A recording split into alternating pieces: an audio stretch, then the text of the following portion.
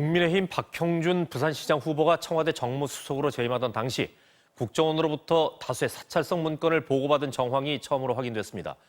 MBC가 추가로 입수한 사찰성 문건들 가운데 15건이 청와대 정무수석에게 보고된 것으로 확인됐는데 이 중 14건은 박형준 수석이 재임하던 때였습니다. 나세용 기자입니다. 지난 2010년 2월 경북 경주의 한 중소기업. 업무 외주화에 반발하는 노조의 파업에 회사는 직장 폐쇄로 응수했습니다. 그런데 노사 협상을 지켜보겠다던 수사 당국이 갑자기 방침을 바꿨습니다.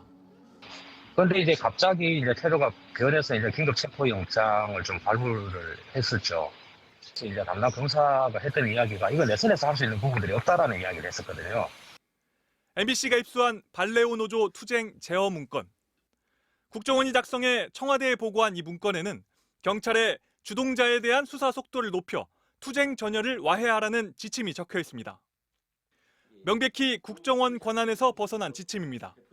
사실 사측에서 작성해도 굉장히 불법성이 다분한 내용인데 의심은 했지만 실제로 이렇게 할 거라고는 생각은 하기는 좀 어려웠습니다. 문건은 대통령실장과 정책실장, 정무수석, 민정수석, 사회정책수석 등에게 보고됐습니다. 11년 만에 국정원 문건을 통해 밝혀진 윗선은 국정원과 청와대인 셈.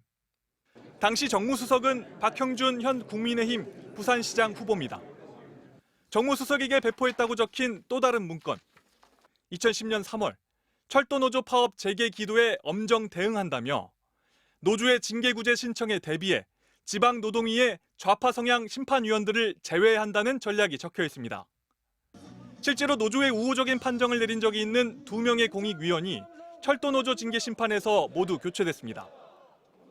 이를 포함해 2010년 상반기에만 국정원 사찰성 문건 14건의 배포처에 박형준 정무수석이 포함되어 있습니다. 보고를 받았을 때 즉시 중단시키지 못한 것 자체가 가장 큰 정치적 책임이 있다고 보게 되고 이를 통해서 실제로 시행된 부분도 많기 때문에 그 부분은 피해갈 수 없는 책임이라고 생각을 합니다. 이 같은 보고는 2010년 내내 계속됐습니다. 그해 9월 국정원은 청계천 버들다리 이름을 전태일다리로 바꾸자는 민주노총 캠페인을 못마땅하게 봤습니다. 좌파 세력을 결집시키고 청계천을 상습 집회지역으로 변질시키려는 포석이 있다는 겁니다.